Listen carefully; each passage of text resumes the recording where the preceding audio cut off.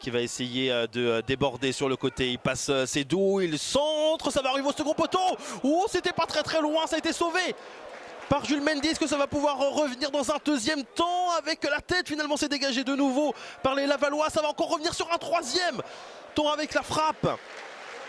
Grosse occasion, grosse première occasion avec Mohamed Fadloun qui a tiré il y a quelques instants.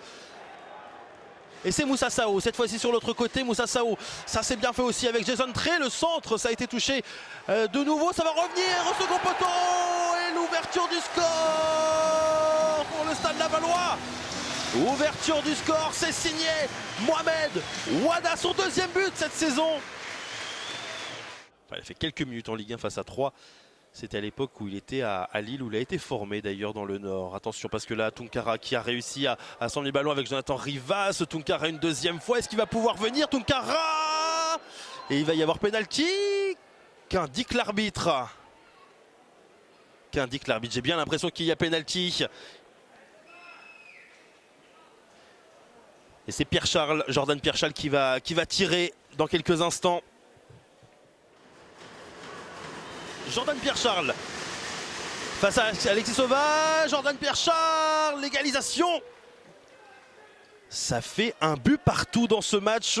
On avait parlé, je ne sais pas si vous vous souvenez, il y a quelques instants d'un 3-2. Bon, on en est encore loin, mais quand même. Et le contre cette fois-ci avec Ndiaye. Ndiaye qui attend du soutien. Il y a notamment la présence de Yohan Brun à gauche. Il préfère plutôt passer par la droite. Même s'il n'y a pas grand monde dans le centre, avec notamment Robinet. La frappe magnifique.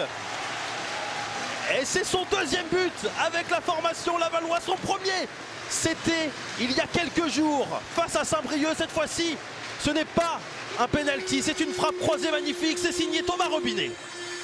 En tout cas, une première période vraiment très intéressante. Et c'est la mi-temps, ici, au Stade Francis Lebasser. Deuxième période ici au Stade Francis Lebasser.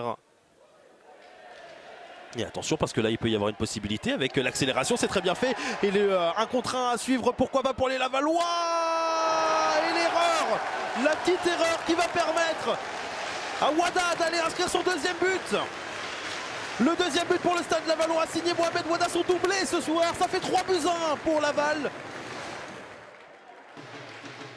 Et de nouveau la récupération du ballon avec Ndiaye. C'est Moussa Sao qui va pouvoir récupérer le cuir. Est-ce qu'il va frapper Moussa Sao? En tout cas, il se met en position de frappe. Oh, ça passe à côté des cages. L'ancien joueur du Red Star qui n'était pas très loin de trouver les buts, les filets. Avec Pierre-Charles qui va pouvoir centrer. Ça a été touché par Mendy. Et ça va être récupéré avec le gros travail de Wada. Encore une fois, il est percutant, il est très intéressant Wada. Et j'ai bien l'impression qu'il va y avoir le premier carton rouge pour Mdaoma. Il est arrivé hier. Et c'est son premier carton rouge. Deuxième carton jaune pour lui, l'ancien joueur de Bourg-en-Bresse.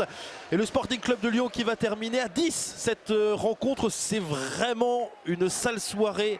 Et la rentrée, donc on l'a dit, de Brian Gwabidje. Attention avec le bel arrêt d'Axel Kakou. C'était sur cette tête, sur ce coup franc.